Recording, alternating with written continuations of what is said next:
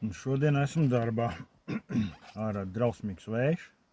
Vienkārši pūš no kājām zemē. Nezinu, kas notiek. Tā pūš.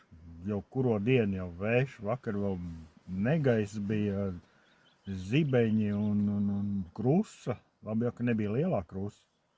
Kad parastā krusiņa. Tad vēl vienā brīdī strādāju savā šķūnī pie saviem kokdarbiem. Vēl elektrība pazuda, viss apstājās, atkal brīvlaiks. Bet nu ātri jau beidzās tas brīvlaiks, atjaunojās un varēja pabeigt.